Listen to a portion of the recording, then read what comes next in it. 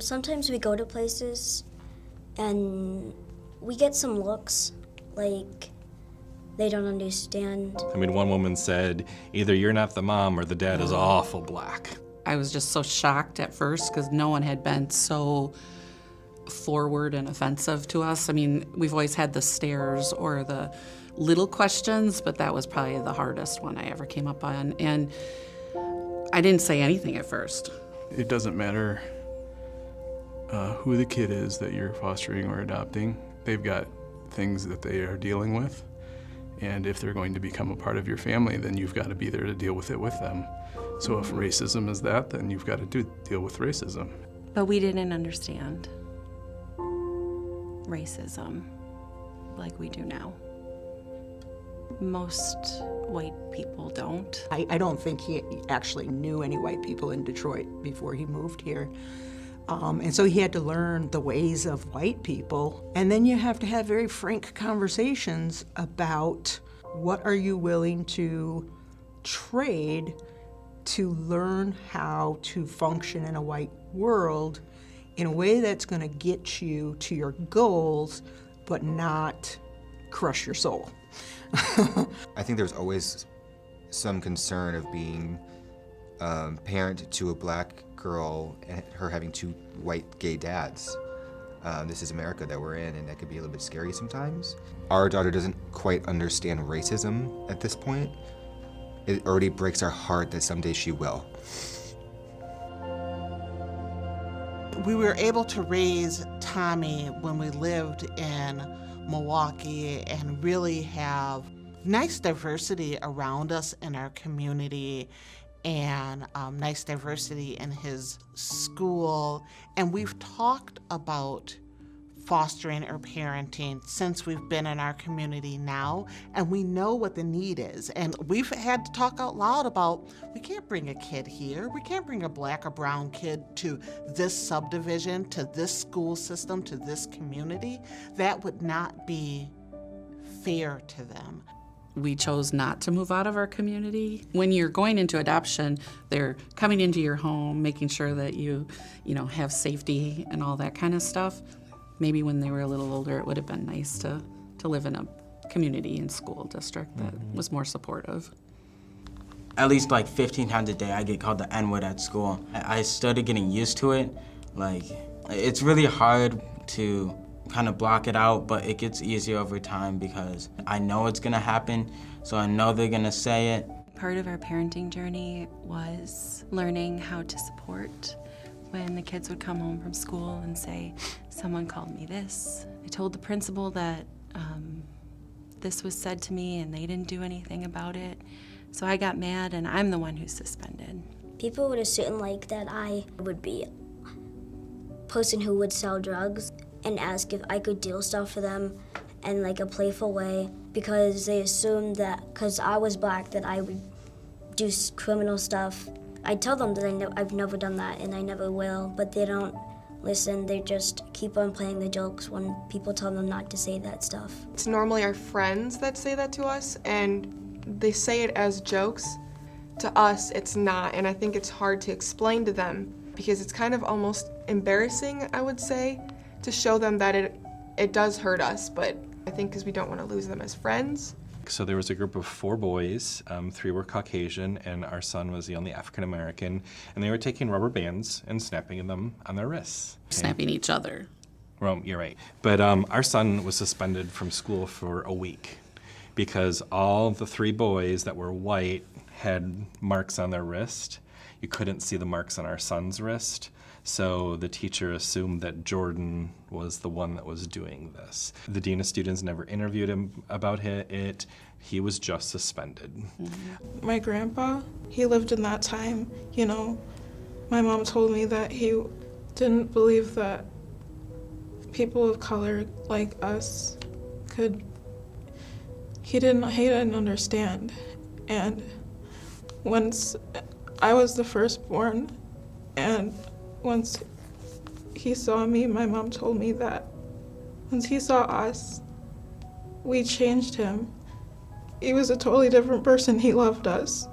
You know, there's teenagers that are already experiencing the oppression and the racism every single day. That's some pretty heavy trauma for a 13-year-old to deal with. No matter, that's a lot. I was the one that taught him to drive.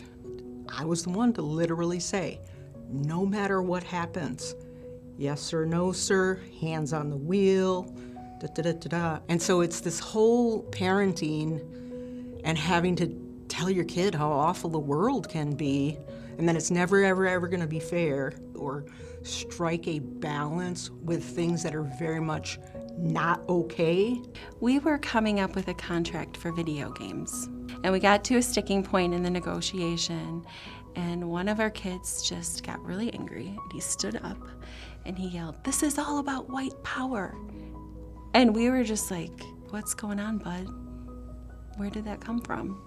And it was, you know, I was taken away from my parents by a white worker. I have white teachers telling me what to do all the time. I have white principals who don't understand me. I have a white judge who says I can't go back to my family. And then they put me in your house. And you guys want to tell me what to do. We had to sort through, okay, you know, I see what you're saying here. What if I would have walked into that room and started yelling at him? I'm not a racist, why are you calling? You know, what if I had done that?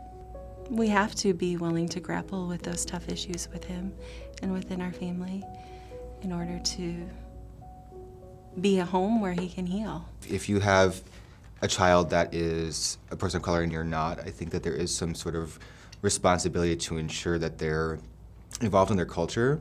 But I think it goes deeper than that, because I think that there's going to be struggles along their way that we have to do our best to prepare them for. It's not pretty and it's not fun, but we have to understand it first in order to be able to help them navigate through that when they do experience it. We did take our daughter to a Black Lives Matter march, and she didn't understand why we were going. And then she was listening to the people talk. She says, that's not fair. She's my fourth child, and I've never had to experience something like that. That's why it's important that it's our responsibility to make sure that we understand what they're going to experience further in life. We've never had to, other than, you know, random people driving by in a car calling us a faggot out their window. That's few and far between compared to someone seeing the color of her skin every second of the day.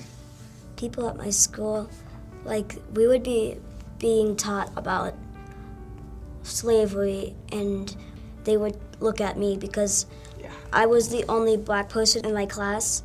Yeah, that's a big one. Slavery units in school, everyone would always like stare at you and be like, oh, those are your ancestors.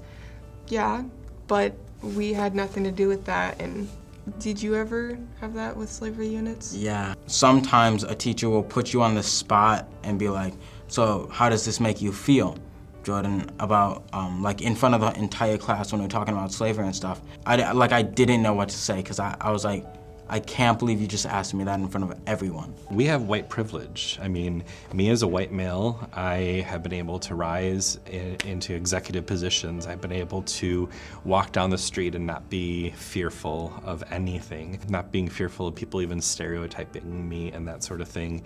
And with one of our children in particular, he said to me, Dad, you're not gonna understand how I feel. Their background has really had to push and fight to be where they are, but they should be able to be so much further. Everybody wants to kid themselves about, you know, racism not being a problem, and we don't see color, and can't we all just get along? And the truth of the matter is every time we deny the reality of the world that we are living in, we do ourselves a disservice, we do our kids a disservice. There have been times where we've walked into our room and said, what did you think? This is what I thought. Is that a racist thing to think? And we've had to grapple with that. And that's good. It's good for us to have to grapple with that. When we're raising children of color, we're not in a position to say, I'll think about that later, you know? We're almost, in a sense, backtracking a little bit with our older kids. and being like, maybe we didn't have enough conversations about racism because they're white and that's not fair. We should have. So we're having those conversations now, and especially just to be a human being, but also because your sister, it's about her, it's about the whole world, right? So not only black people are going through this problem, other people are racist to other races. It could be your children too. And you don't bother to ask about it because you're scared to. And you don't want any conflicts to come up with you and your children.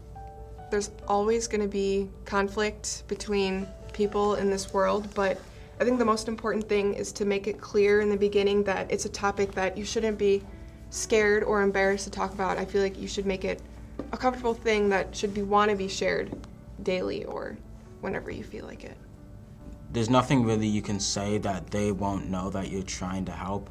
So then if you bring it up, most likely they'll talk to you about it because they want to have that relationship with you and they want to be able to talk to you about it. They just don't necessarily know how to bring it up.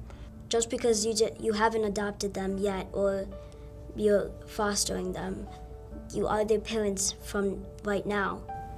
Even if they're not blood, the love is always gonna be there.